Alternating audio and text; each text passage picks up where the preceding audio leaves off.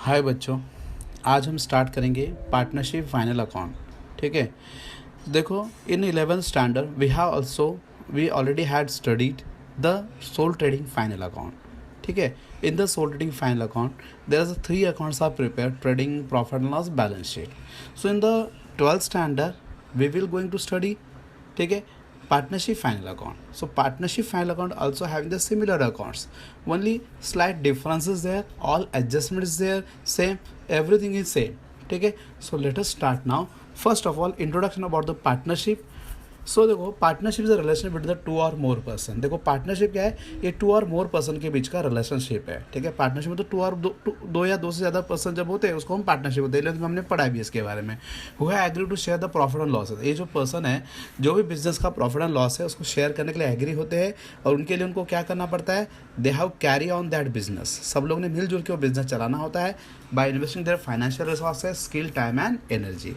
ठीक है, so like a sole trading concern, partnership also prepare the final account. जैसे sole trading final account बनाते वैसे partner लोग भी अपने फाइनल अकाउंट को बनाते हैं। किस लिए बनाए? To know their financial position of business, that position of assets and liability. Financial position का मतलब क्या होता है, उसके एसेट्स एंड लायबिलिटीज़ के बारे में, और प्लस उसने बिजनेस में कितना प्रॉफिट कमाया है, that's a profit and loss account. During the year में उसको प्रॉफिट हुआ है या लॉस है, वो जानने के लिए वो प्रॉफिट एंड लॉस अकाउंट बनाता है। ठीक है, सो partnership final account prepare on the basis of the balance of ledger account in the trial balance. ठीक है, देखो ये लाइन में लिखा है कि पार्टनरशिप फाइनल अकाउंट होता है ना, वो कैसे बनता है, on the basis of the balance of ledger account. जो लेजर बनाते हैं ना, लेजर का जो बैलेंसिंग फिगर आता है उससे हम क्या बनाते हैं, ट्रायल बैलेंस। तो ट्रायल बैलेंस में लेजर का बैलेंस होता है, उस ट्रायल बैलेंस में जो लेजर के बैलेंस है, उस बैलेंस को हम क्या करते हैं, उस बैलेंस के बेस पे हम फाइनल अकाउंट तैयार करते हैं। सो फर्दर इन्फॉर्मेशन, और साथ साथ में फर्दर मतलब adjustment what, the thing which is given after the trial balance is completed. Trial balance complete होने का जो चीज़ें दी गई होती है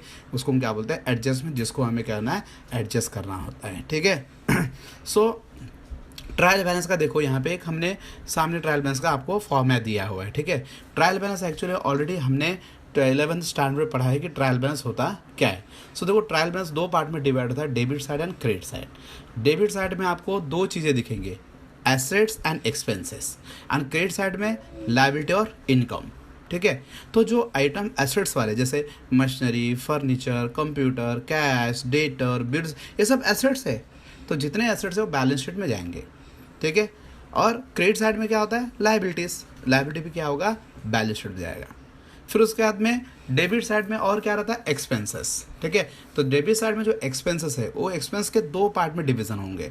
ठीक है, और क्रेडिट में इनकम है, उसके भी 2 पार्ट, डायरेक्ट, इनडायरेक्ट। इनकम में भी डायरेक्ट, इनडायरेक्ट। तो जो डायरेक्ट इनकम है, एक्सपेंस है, वो ट्रेडिंग अकाउंट में जाएगा। डायरेक्ट एक्सपेंस का मतलब है वो एक्सपेंसेस जो डायरेक्टली अपने बिजनेस से रिलेटेड है, directly they directly effect the our business activity, that's direct expenses, जिसको हम फैक्ट्री एक्सपेंसेस या प्रोडक्शन एक्सपेंस बोल सकते हैं या ऑपरेटिंग एक्सपेंसेस बोल सकते हैं। ठीक है, जिसमें हम क्या करते हैं, जैसे अभी ट्रेडिंग बिजनेस है, कौन सा बिजनेस है, ट्रेडिंग, जो परचेस और सेल करता है, तो उसका डायरेक्ट एक्सपेंस क्या होगा, the expenses that is related to the purchase, जो खर्चे परचेस से जुड़े हुए हैं, और जो फैक्ट्री से जुड़े हुए खर्चे हैं वो सभी कैसे एक्सपेंस है, डायरेक्ट एक्सपेंसेस है। फैक्ट्री एक्सपेंसेस, परचेस एक्सपेंस सब डायरेक्ट है, तो जितने डायरेक्ट एक्सपेंसेस सब ट्रेडिंग अकाउंट में जाएंगे।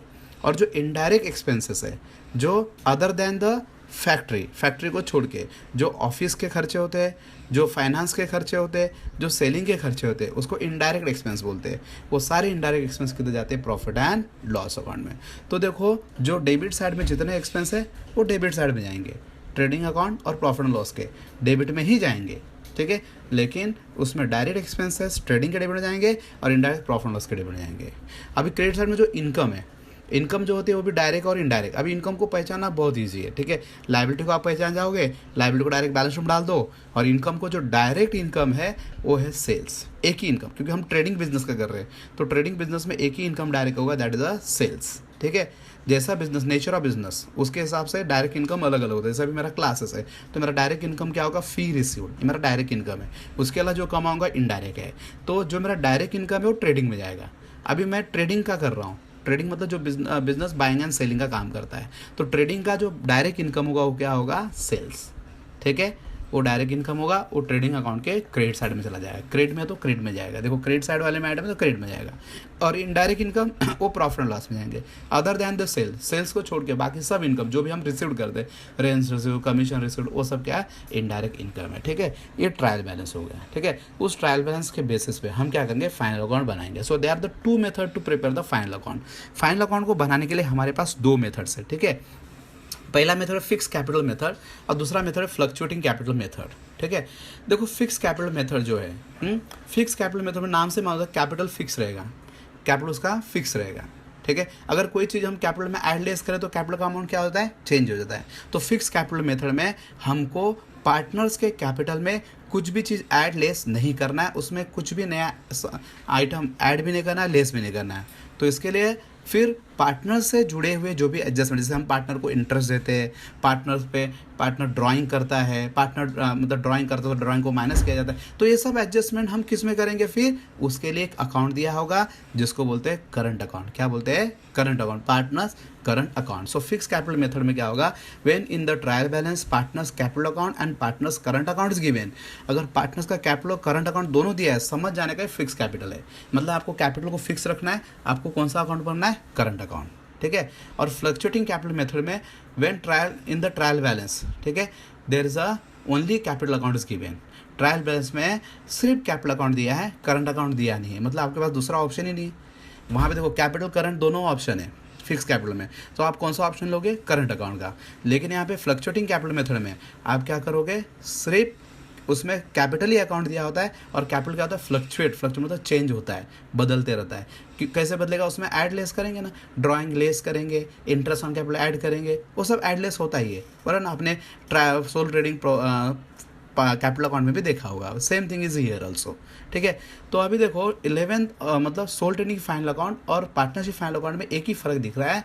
यहाँ पे बाकी सब चीज़ सेम। देखो trading account, profit and loss, balance sheet, यहाँ पे trading, profit and loss, balance, सिर्फ जो रेड अंडरलाइन हमने किया है partners current and partners capital account, ये दोनों चीज़ क्या है, डिफरेंट है। Partners current and partners capital account दोनों चीज़ डिफरेंट है। अगर फिक्स कैपिटल मेथड में हमको क्या करना है, पार्टनर्स करंट अकाउंट ओपन करना है, और फ्लक्चुएटिंग कैपिटल में पार्टनर्स कैपिटल अकाउंट बनाना है, क्योंकि उसमें कैपिटल ही दिया रहेगा, करंट दिया ही नहीं रहता है, तो आपको कैपिटल ही ओपन करना है। तो ज़्यादा करके आपको एग्जाम में क्वेश्चन जो होते हैं ना, ये जो फ्लक्चुएटिंग कैपिटल है सेकंड, उसके ऊपर ज़्यादा क्वेश्चन आते हैं। ठीक है, अभी तुमको समझा क्या क्या अकाउंट ओपन करना है फाइनल अकाउंट बनाने के लिए। ट्रेडिंग अकाउंट जो ऑलरेडी 11th में बनाते थे, दोनों मेथड में प्रॉफिट एंड लॉस अकाउंट, और third account partners capital account या पार्टनर्स करंट अकाउंट, जैसा दिया रहेगा क्वेश्चन में उसके हिसाब से उसका बैलेंस शीट। ठीक है, ये हो गया आपके अकाउंट बनाने हैं। तो अभी हम पढ़ेंगे हर एक अकाउंट का फॉर्मेट। ठीक है, सबसे पहले हम स्टार्ट करते हैं ट्रेडिंग अकाउंट। ठीक है, देखो trading account is a nominal account. Trading account क्या है, नॉमिनल अकाउंट है, इसको हम गुड्स का अकाउंट भी बोल सकते हैं। ठीक है, trading account is open in the trading organisation for the purpose of find out the gross profit और ग्रॉस लॉस। देखो बिजनेस में gross profit, gross, trading account बनाने से आपको जो प्रॉफिट है लॉस, क्योंकि देखो ट्रेडिंग अकाउंट नॉमिनल अकाउंट है जिसमें इनकम और एक्सपेंस होते हैं। नॉमिनल अकाउंट का मतलब क्या है, इनकम एंड एक्सपेंस, और इनकम एक्सपेंस के बीच का जो डिफरेंस होता है वो प्रॉफिट या लॉस होता है। ठीक है, तो यहाँ पे ट्रेडिंग अकाउंट में जो इनकम और एक्सपेंस हम लिखेंगे, उससे हमको जो प्रॉफिट या लॉस मिलेगा उसको बोलते हैं ग्रॉस प्रॉफिट और gross loss incurred in the year. In the debit side of the account, all direct expense are recorded. जितने भी डायरेक्ट एक्सपेंसेस है वो सभी डेबिट साइड में लेंगे। डायरेक्ट एक्सपेंस मतलब जितने भी फैक्ट्री के एक्सपेंसेस है। And in the credit side account all direct income of the firm is record. All direct income क्या है, ऑल डायरेक्ट इनकम में क्या आएंगे, में सेल्स एक ही उनका डायरेक्ट इनकम है। If the trading account credit side is more, अगर क्रेडिट साइड ज़्यादा हो गया किसके अपेक्षा, डेबिट साइड। देखो क्रेडिट में क्या लिख रहे हैं, इनकम, डेबिट में क्या लिख रहे हैं, एक्सपेंस, तो क्या आएगा, प्रॉफिट, उसको क्या बोलेंगे, ग्रॉस प्रॉफिट बोलेंगे। और क्रेडिट साइड कम हो गया और डेबिट साइड ज़्यादा हो गया, तो देखो डेबिट मतलब एक्सपेंस और क्रेडिट मतलब इनकम, तो इनकम कम हो गया, डेबिट ज़्यादा, तो क्या होगा, ग्रॉस लॉस। देखो ग्रॉस प्रॉफिट और vice versa, the gross profit और ग्रॉस प्रॉफिट और loss is transfer to profit and loss account. देखो ट्रेडिंग के साथ जो दूसरा अकाउंट बनता है वो बनता है प्रॉफिट एंड लॉस अकाउंट, दोनों एक ही साथ बनाए जाते हैं। So profit and loss account is a part of the trading account. Trading account का ही पार्ट है प्रॉफिट एंड लॉस अकाउंट, इसलिए जो भी ग्रॉस प्रॉफिट, जो भी ग्रॉस लॉस होगा वो हम क्या करेंगे, प्रॉफिट एंड लॉस अकाउंट में करस्पॉन्डिंग साइड में डाल देंगे। मतलब डेबिट में ग्रॉस प्रॉफिट आता है तो प्रॉफिट लॉस के क्रेडिट में जाएगा, क्रेडिट में ग्रॉस लॉस आता है तो ग्रॉस लॉस क्या होगा, फिर प्रॉफिट लॉस के डेबिट में चला जाएगा। ठीक है, ये हो गया ट्रेडिंग अकाउंट। तो देखो ट्रेडिंग अकाउंट का अभी फॉर्मेट देखो। ट्रेडिंग अकाउंट में सबसे पहले जब हम लिखते हैं, सबसे पहला शुरुआत में आता है ओपनिंग स्टॉक। ठीक है, ओपनिंग स्टॉक डेबिट साइड में देखेंगे सब लोग, जो दिख रहा है फॉर्मेट, डेबिट में ओपनिंग स्टॉक है, सबसे पहला वही लिखना है, भले ओपनिंग स्टॉक कहीं भी दिया रहेगा, सबसे पहला नंबर ट्रेडिंग में उसी का आता है। फिर उसके बाद परचेसेस, फिर परचेस में से माइनस होगा परचेस रिटर्न, जिसको रिटर्न आउटवर्ड बोलते हैं। आउटवर्ड मतलब परचेस किया गुड्स वापस चला गया, तो परचेस में से परचेस रिटर्न माइनस करेंगे, रिटर्न आउटवर्ड माइनस करेंगे तो नेट परचेस बाहर के कॉलम में आएगा। उसके बाद जो भी डायरेक्ट एक्सपेंस है, देखो इसके आगे आपको फैक्टर लिखने की जरूरत नहीं है, जैसे कैरेज इनवर्ड मतलब जब गुड्स को परचेस करते हैं उसको कैरी करने का खर्चा, फ्रेट या फ्रेट इनवर्ड, फ्रेट भी लिखा है या फ्रेट इनवर्ड लिखा है तो भी किधर आएगा, ट्रेडिंग अकाउंट के डेबिट में आएगा। डॉक चार्जेस, जब हम क्या करते हैं गुड्स को इंपोर्ट करते हैं तो पोर्ट मतलब डॉक पोर्ट पे गुड्स को हम स्टोर करने के लिए जो खर्चा पे करते हैं उसको डॉक चार्जेस बोलते हैं। कस्टम ड्यूटी, वही इंपोर्टेड गुड्स के ऊपर जो हम ड्यूटी चार्जेस पे करते हैं, परचेस करते हैं ना, इंपोर्ट करके परचेस करते हैं तो उसको कस्टम ड्यूटी बोलते हैं।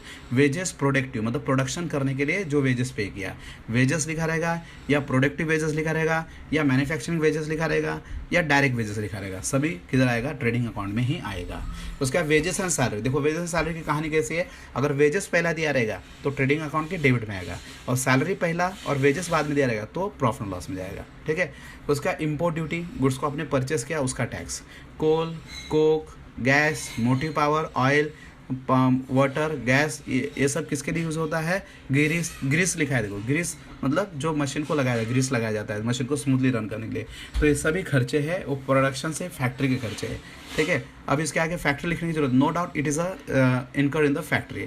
Royalty on purchase and production, royalty मतलब जो एक्सपेंसेस है, रॉयल्टी क्या है, एक्सपेंसेस है। जैसे समझो अभी मैंने मेरे गुड्स को प्रोडक्शन करने के लिए फैक्ट्री में प्रोडक्शन करने के लिए मैंने किसी साइंटिस्ट से फार्मूला लिया है, तो साइंटिस्ट का जो फार्मूला मैं यूज़ कर रहा हूँ उसके बदले में मैं उसको क्या पे करता हूँ, रॉयल्टी, उसके फार्मूले को यूज़ करने के बदले में। उसके बाद primary packing charges, packing charges जो प्राइमरी मतलब जो गुड्स क्या होता है अनफिनिश्ड गुड्स होता है उसको पैकिंग करने का चार्जेस वो यहाँ पे आएगा, ठीक है। Factory lighting and heating, factory में जो लाइट और हीट यूज़ किया जाता है मशीन को चलाने के लिए वो। फैक्ट्री रेंट, अभी देखो ये सब क्या आगे फैक्ट्री लिखा है, जब इसके आगे फैक्ट्री लिखा रहेगा तो ये आपको इसे डालना, नहीं तो ट्रेडिंग में जाएगा, प्रॉफिट एंड लॉस में जाएगा। जैसे फैक्ट्री लाइटिंग एंड हीटिंग, ठीक है, वो ट्रेडिंग में फैक्ट्री लिखा है तो आएगा, नहीं लिखा रहेगा तो प्रॉफिट लॉस में आएगा। जैसे फैक्ट्री रेंट एंड रेट्स, सिर्फ रेंट एंड रेट्स लिखा रहेगा तो प्रॉफिट लॉस में आएगा, फैक्ट्री लिखा रहेगा तो यहाँ पे आएगा, ठीक है। Factory insurance, work manager salary, ठीक है, वर्क मैनेजर मतलब फैक्ट्री का जो वर्कर है उसका मैनेजर का सैलरी, ठीक है। ये हो गया डेबिट के सारे आइटम्स। अभी क्रेडिट साइड में क्या है, क्रेडिट साइड में सैलरीज आता है, क्रेडिट में क्या आता है, सॉरी सेल्स, पहला आइटम क्या है, सेल्स सबसे पहले। जैसे यहाँ पे पहला आइटम ओपनिंग परचेस, ये दो आइटम पहले आते हैं, वैसे यहाँ पे क्रेडिट साइड में पहला आइटम आता है सेल्स, सेल्स में से माइनस होगा सेल्स रिटर्न, नेट अमाउंट बाहर के कॉलम जाएगा। उसके बाद जितने, ये इसको देखो मैंने तुमको ये भी बताया था ये गुड्स का अकाउंट है, जितने गुड्स कम्स इन होते हैं डेबिट में लिखो, जितने गुड्स गोज आउट है क्रेडिट में लिखो। जैसे goods lost by fire, goods lost हो गया ड्यू टू फायर, आग लगने से गुड्स चला गया, गुड्स गोज आउट क्रेडिट में। लॉस्ट बाय थेफ्ट क्रेडिट में। Distributor for example goods goes out credit में। Goods lost in the accident, goods फिर से जा रहा है क्रेडिट में। Goods withdrawal by the partners, personal use के लिए विड्रॉ किया पार्टनर ने, again goods goes out credit में, ठीक है। अभी देखो डेबिट साइड में ओपनिंग स्टॉक गुड्स है, परचेस है, उसके बाद उसके रिटर्न आउटवर्ड्स है, वो सब एडलेस करके जो गुड्स हमने सेल्स किए उसमें से गुड्स डिस्ट्रॉय सब माइनस करने के बाद लास्ट में जो दिखा है वो जो क्लोजिंग स्टॉक ऑफ गुड्स, तो क्लोजिंग स्टॉक लास्ट में क्या होगा वहाँ पे लिखेंगे, ठीक है। ओपनिंग स्टॉक डेबिट में, क्लोजिंग स्टॉक क्रेडिट में। ट्रेडिंग अकाउंट का ये फॉर्मेट है। अब ट्रेडिंग अकाउंट के जो अभी टोटलिंग करेंगे, जैसे वो पहले हमने पैराग्राफ में पढ़ा था, if credit side is more, ठीक है, अगर क्रेडिट साइड ज़्यादा है, क्रेडिट साइड ज़्यादा रहेगा, क्रेडिट साइड का टोटल अमाउंट वाले कॉलम में अगर क्रेडिट साइड का टोटल ज़्यादा होगा तो डेबिट में बैलेंस आएगा, डेबिट में जो अमाउंट कम पड़ेगा उसको बोलते हैं ग्रॉस प्रॉफिट। अगर डेबिट साइड ज़्यादा होगा तो क्रेडिट में बैलेंस आएगा, तो क्रेडिट साइड में जो बैलेंस आएगा उसको बोलते हैं ग्रॉस लॉस, ठीक है। तो ग्रॉस प्रॉफिट, ग्रॉस लॉस, इस तरह से ट्रेडिंग अकाउंट बन गया, ठीक है। उसके बाद नेक्स्ट है प्रॉफिट एंड लॉस अकाउंट, ठीक है। प्रॉफिट एंड लॉस अकाउंट उसको शुरू करते हैं